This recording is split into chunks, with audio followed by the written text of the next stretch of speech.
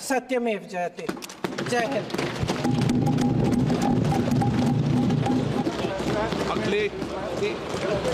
Madam बधाई।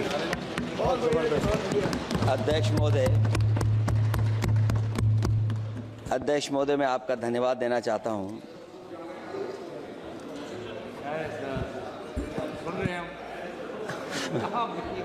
अध्यक्ष महोदय, मैं आपका धन्यवाद देना चाहता हूं। साथ ही साथ इस सदन में जो 75वें वर्ष पर संविधान की बहस शुरू हुई है, जहां सत्ता पक्ष से माननीय रक्षा मंत्री जी उन्होंने अपनी बात रखी। अभी कांग्रेस पार्टी की नवनिर्वाचित सांसद उन्होंने अपनी बात रखी। उसके बाद अध्यक्ष महोदय मुझे बोलने का मौका मिल रहा है।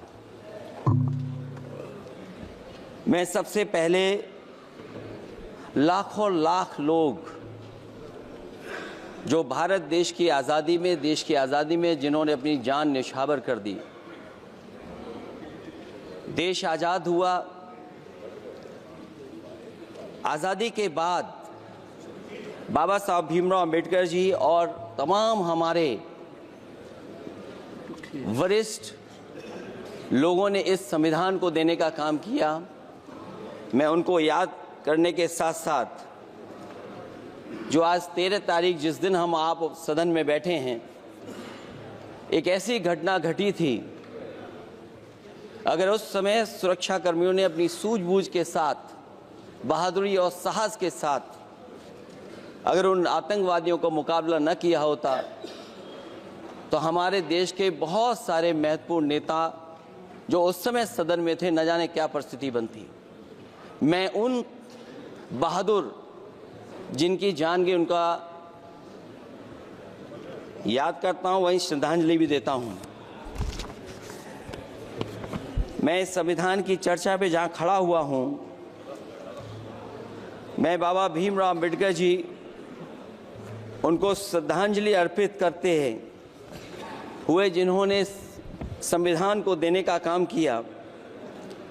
हमारा संविधान जो तैयार हुआ है, उनकी प्रबुद्ध दृष्टि का परिणाम है कि हमारे पास न्याय, स्वतंत्रता, समानता और बंधुत्व के सिद्धांतों पर आधारित एक महान संविधान हमें मिला है।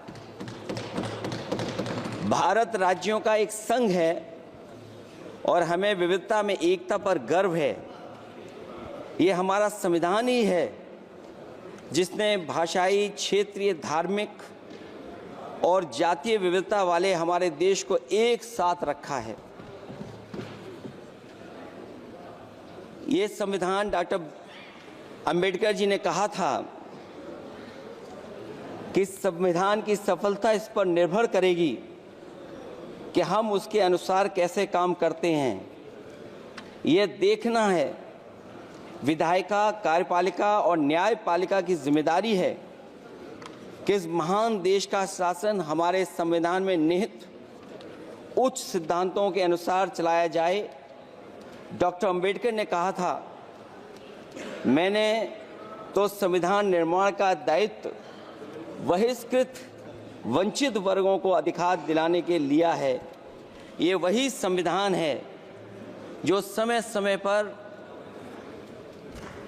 हमारा रक्षा कवच बनता है।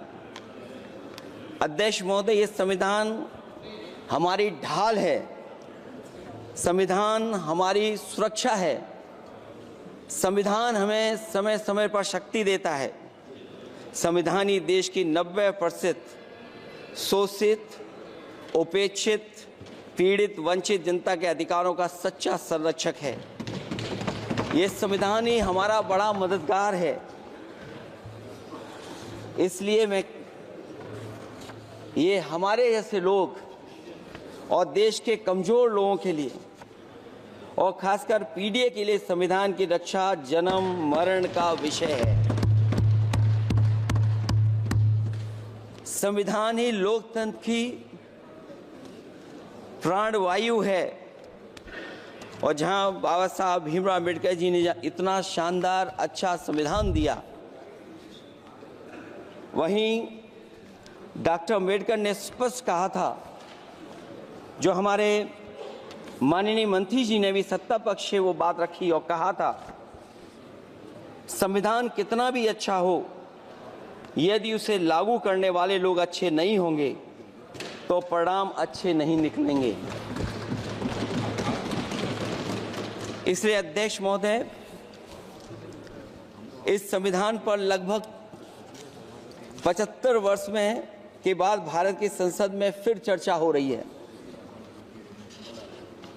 मैं कई महत्वपूर्ण बिंदुओं पर अपनी बात को रखना चाहूँगा।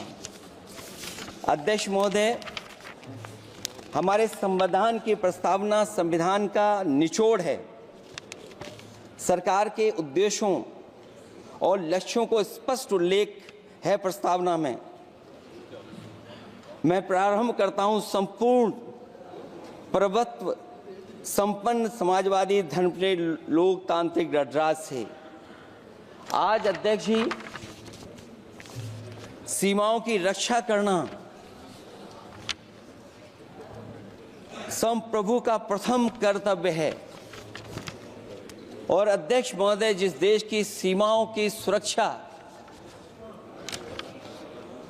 में जहां पर समय समय पर सेंध लगती हो, और हमारे माननीय मंत्री जी बेहतर जानते होंगे कि कई जगह पर हमारी सीमाएं सिकुड़ रही हैं। हमारे संसदीय मंत्री राज्य अरुणाचल प्रदेश में चीन के बिल्कुल बगल में रहते हैं। अध्यक्ष महोदय, ये जानते होंगे कि हमारे पड़ोस में कितने गांव बस गए हैं, न जाने कितना वहां पर गांव की तरह घर बसा दिए गए हैं। लद्दाख की तरफ अभी दोनों देशों की सेनाएं पीछे हटी हैं। हम अपनी सीमा में ही पीछे हटे हैं, और चीन जो हमारी सीमा में अंदर आ गई थी, वो हमारी सीमाओं से ही आंशिक रूप से पीछे हटी है। और अध्यक्ष महोदय, उस सीमा के पास एक रिजांगला मेमोरियल बना था। हमारे सरकार के लोग ये जानते होंगे कि जिस समय ये बात उठी लद्दाख को लेकर के, उस रिजांगला के मेमोरियल को तोड़ दिया गया। आज वो रिजांगला मेमोरियल वहां नहीं है। और उस लड़ाई के लिए अध्यक्ष महोदय, हमारी फौज के लिए कहा गया था कि हमारी वो बहादुर फौज है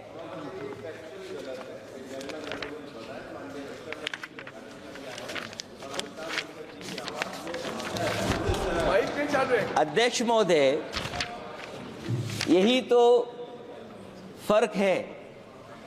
कहां पर था, कहां पर बना अब।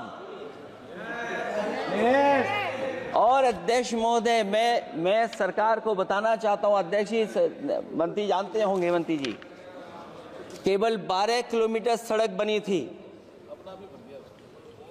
और पड़ोसी देश ने क्या क्या नहीं कहा गया। और वो समय आएगा जब हमें मानसरोवर और कैलाश पर्वत पे जाने के लिए भी वो देश हमें रोकने लगेगा। तो हमारी आज 75 साल बाद सीमाएं कितनी सुरक्षित हैं। क्या लद्दाख की वो फिंगर्स जहां पर हम पहले थे, क्या हमारी फौज वहीं खड़ी है कि नहीं खड़ी है? अगर आप रिजांगला मेमोरियल जानते होंगे, तो लद्दाख की वो सीमाएं जो हमारे देश के अंदर थी, क्या हमारी सीमा वहां तक है कि नहीं है? आज यही है। ये देश समाजवादी गणराज्य बने। समाजवाद का सरल शब्दों में अर्थ है कि समता और संपन्नता हो। लेकिन देश में अध्यक्ष महोदय, 2014 के बाद विषमता जिस तेजी के साथ बढ़ी है, उसकी कल्पना भी नहीं की जा सकती है। 140 करोड़ में से 82 करोड़ सरकारी अन्न पर जिंदा हैं। अध्यक्ष महोदय, जो देश को ये कहते हो कि हम दुनिया की सबसे तेज रफ्तार पे चलने वाली अर्थव्यवस्था बनने जा रहे हैं, 3 पर पहुंच गए और ऊपर जाएंगे। मैं सरकार से कहना चाहता हूं कि जब 82 करोड़ सरकारी अन्न पर जिंदा हैं और दूसरी तरफ देश की संपूर्ण संपत्ति के 2/3 हिस्से पर कुछ परिवारों का कब्जा है, अगर सरकार में ये बहादुरी और हिम्मत है तो इस 60% गरीबी के रेखा से नीचे रहने वाले लोगों की पर कैपिटा इनकम क्या है? अगर आपकी अर्थव्यवस्था ऊंचाई पर जा रही है तो हमारे जो गरीब लोग हैं, जो 60% गरीब लोग हैं, उनकी पर कैपिटा इनकम क्या है?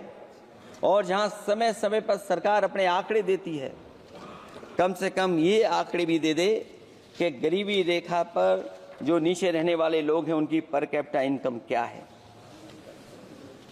इससे स्पष्ट हो जाएगा कि 5% लोगों की पर कैपिटा इनकम क्या है। हमारा प्रेमबली कहता है कि धर्म निरपेक्ष गणराज्य बने, राज्य की निगाह में सभी धर्म सम्मान हैं। हमारा सेकुलरिज्म हमें रिलीजियस इक्वलिटी का रास्ता दिखाता है, यही ना अर्थ इसका है। क्या इस पर सरकार अमल कर रही है? देश के 20 करोड़ से ज्यादा अल्पसंख्यकों के, विशेषकर मुसलमानों को दूसरे दर्जे का नागरिक बनाने का प्रयास चल रहा है। उन पर हो रहे अत्याचार प्रतिदिन बढ़ते जा रहे हैं, उनकी संपत्ति को लूटा जा रहा है, हत्याएं की जा रही हैं, घर तोड़े जा रहे हैं, उनके पूजा स्थलों पर कब्जा प्रशासन की मदद से किए जा रहे हैं। अगर ये धर्मनिरपेक्षता तो धर्म शासित राज्य की क्या परिभाषा है? और हाल ही में हम लोगों ने अध्यक्ष महोदय उदाहरण देखा है कि किस तरीके से उत्तर प्रदेश में कई महत्वपूर्ण जगह पर इस तरह की घटनाएं जानबूझ करके की गई। मुझे याद है उस समय, जिस समय उत्तर प्रदेश का इलेक्शन चल रहा था, बहुत से लोगों को वोट डालने का अधिकार जिनको था, उनको अधिकार से रोका गया और जो लोग वोट डालने जा रहे थे उन्हें डराया धमकाया जा रहा था। ऐसे इंतजाम किए गए थे कि ये वोट डालने के लिए वोट बूथ तक न पहुंच पाए। वो तस्वीरें अध्यक्ष महोदय न केवल हम लोगों ने देखी, बल्कि पूरे देश और दुनिया ने देखी होंगी कि किस तरीके से उत्तर प्रदेश की सरकार के प्रशासन के इशारे पर एक पुलिस के अधिकारी ने महिलाओं को वोट से डालने से रोका और रिवॉल्वर दिखा करके कहा कि वोट डालने नहीं जाओगे। मैं उन बहादुर महिलाओं को बधाई देना चाहता हूं कि उन्होंने परवाह नहीं की और उन्होंने कहा कि इससे कुछ जान जाने वाली नहीं, अगर जान भी जाएगी तो हम वोट डाल करके आएंगे। क्या यही लोकतांत्रिक गणराज्य है?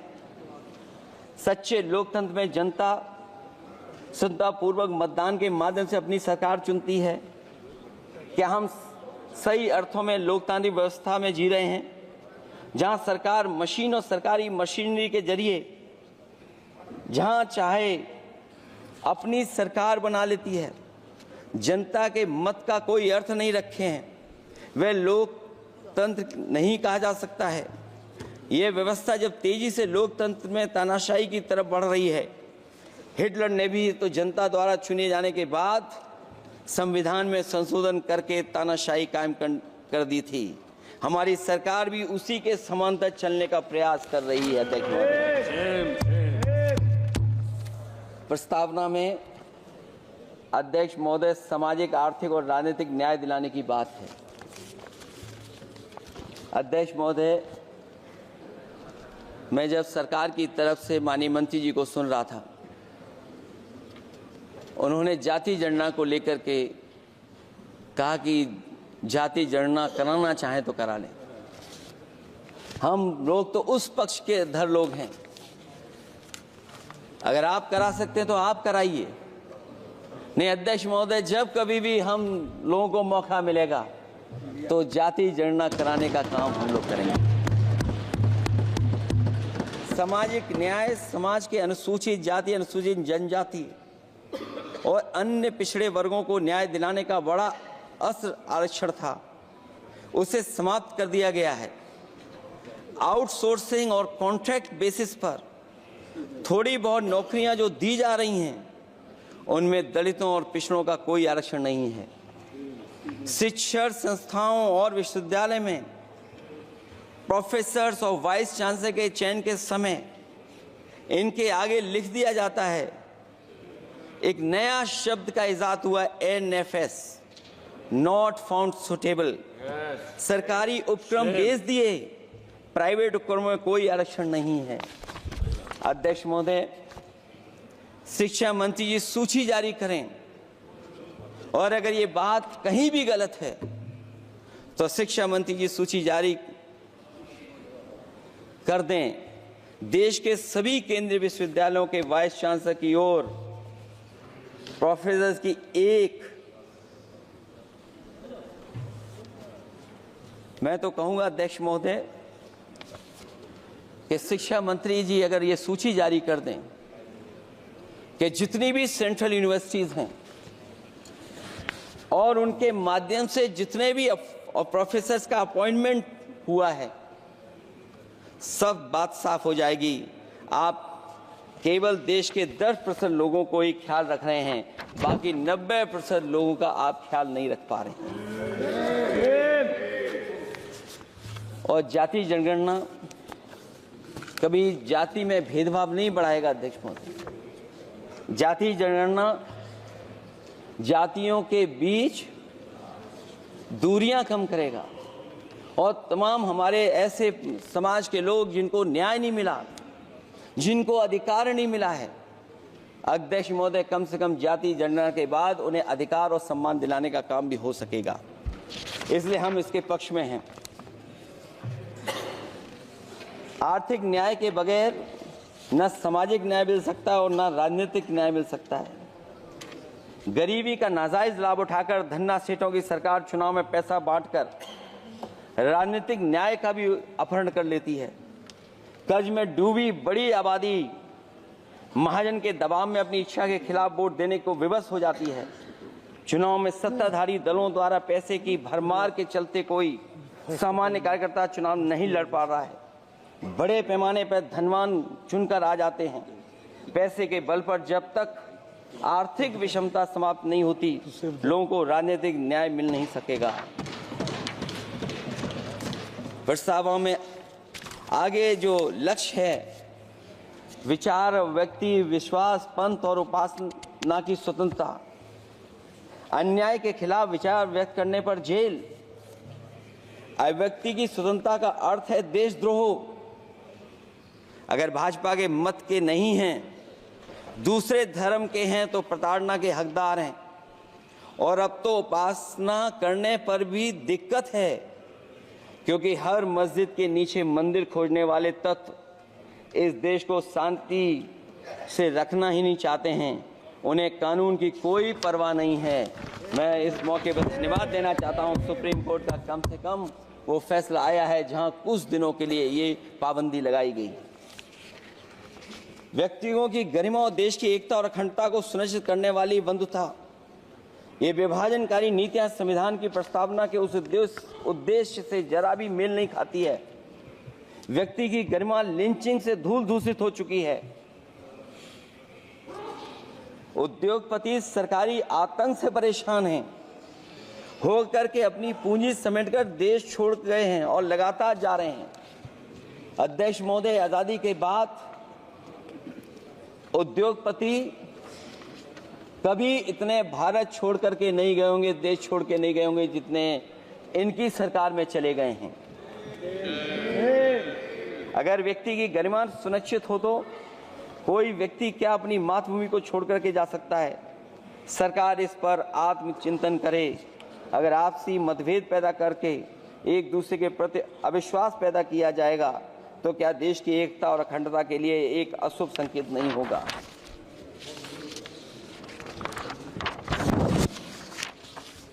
अध्यक्ष महोदय, आर्टिकल 14 कानून के समक्ष समानता। भारत के अंदर किसी भी व्यक्ति को राज्य कानून के समक्ष समानता को डिनाई नहीं कर सकता है।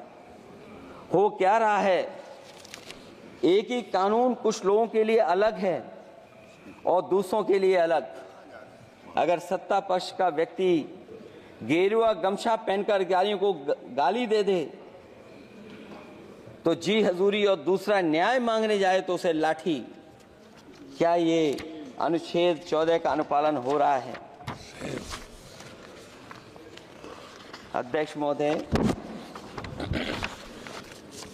किसी भी व्यक्ति को उसके जीवन और दैहिक स्वतंत्रता से कानून सम्मत प्रक्रिया के बगैर वंचित नहीं किया जा सकता।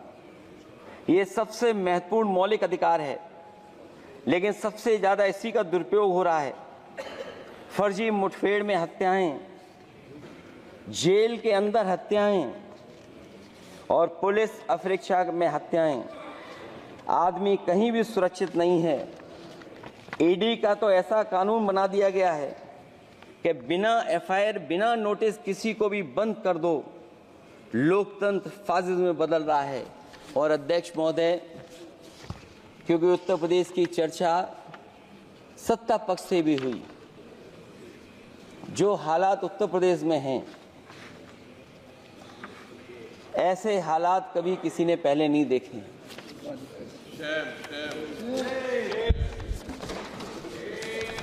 जहां पर कानून की समय समय पर धज्जियां उठ रही हैं।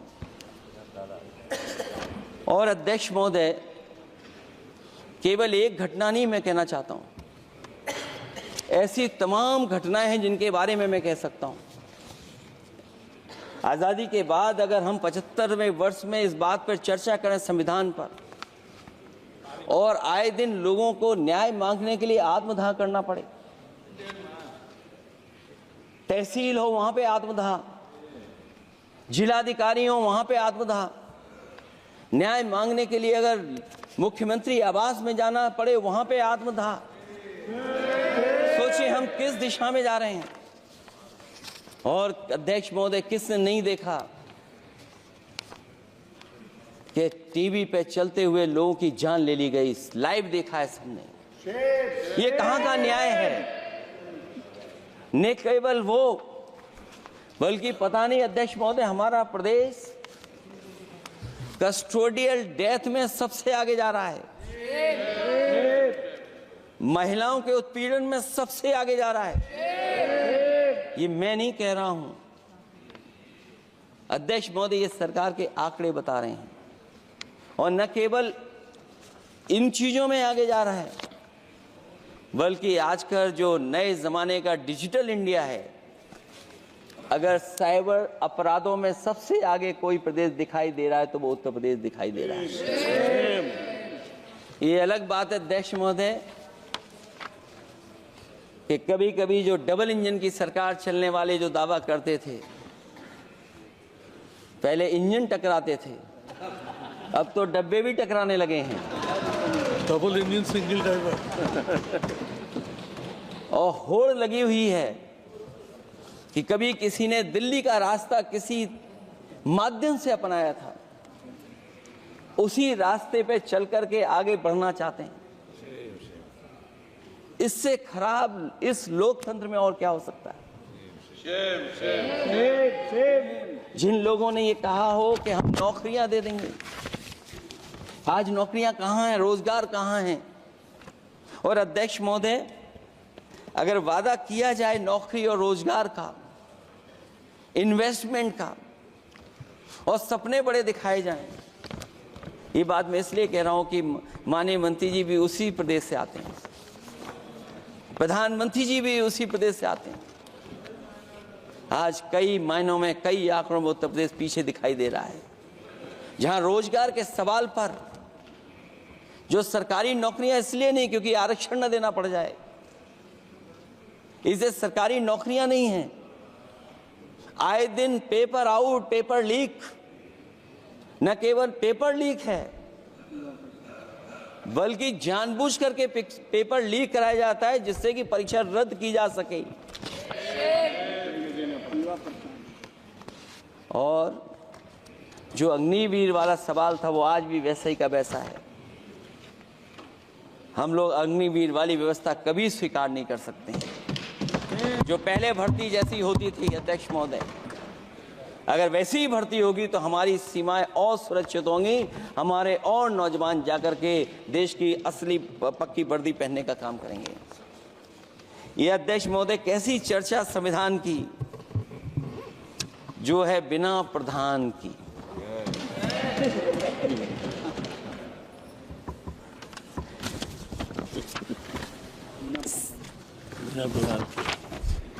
अध्यक्ष महोदय,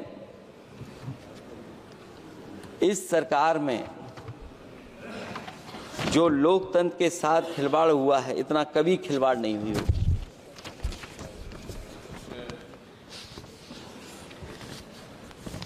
संविधान को परतंत्र बनाकर जो लोग राज करना चाहते हैं, उनके लिए आज़ादी का अमृतकाल सिर्फ एक जुमला है। और अंत में मैं सिर्फ एक ही बात कहना चाहता हूं कि संविधान बचेगा तो न्याय बचेगा, और न्याय बचेगा तभी सबको बराबर मान सम्मान, सबको बराबर मौके मिलेंगे, भेदभाव भी मिटेगा। और भेदभाव का भाव भी इसलिए आज फिर से संविधान को बचाने के लिए एक और करो या मरो आंदोलन की जरूरत है। इसलिए अध्यक्ष महोदय, हम आपको भरोसा दिलाते हैं, पिछले चुनाव में भी बहुत सारे सत्ता पक्ष के माननीय लोग ये कहते थे कि हमें इतनी सीटें मिल जाएंगी तो हम संविधान बदल देंगे। अध्यक्ष महोदय, मैं आपके माध्यम से जनता का धन्यवाद देना चाहता हूं कि उन्होंने 400 पार के नारे को गिरा दिया और विपक्ष को इतनी ताकत दे दी कि इनकी जो सपना था संविधान बदलने को, उस सपने को तोड़ने का काम किया। अध्यक्ष महोदय, बहुत सारे साथी इधर के ही उधर हैं, अगर उधर वाले इधर आ गए उसी दिन ये सत्ता से बाहर हो जाएंगे। अध्यक्ष महोदय, आखिरी में मैं कुछ लाइनें कहकर के अपनी बात खत्म करना चाहता हूं। न मेरा है न तेरा है, ये हिंदुस्तान सबका है। नहीं समझी गई ये बात तो नुकसान सबका है। हजारों रास्ते खोजे गए उस तक पहुंचने के, मगर पहुंचे हुए ये कह गए भगवान सबका है। जो इसमें मिल गई नदियां वो दिखाई नहीं देती महासागर बनाने में, मगर एहसान सबका है। अनेकों रंग खुशबू नस्ल के फल फूल पौधे हैं, मगर उपवन की इज्जत आबरू ईमान सबका है। हमें उम्मीद है कि इस चर्चा के बाद बाबा साहब भीमराव अम्बेडकर जी का दिया हुआ संविधान को बदलने का सपना नहीं देखा जाएगा। साथ ही साथ डॉक्टर राममनोहर लोहिया, जिन्होंने समाजवादी आंदोलन का रास्ता दिखाया, नेताजी ने जो संघर्ष कर करके हम लोगों को उस जगह पहुंचाया, वहीं लोकनायक जयप्रकाश जी ने इस देश को आगे बढ़ाने के लिए समय समय पर संपूर्ण क्रांति का आह्वान देकर के जागरूक किया। मैं उन सबको याद करते हुए एक बार फिर अध्यक्ष जी आपका बहुत बहुत धन्यवाद देता हूं। श्री कल्याण बनर्जी।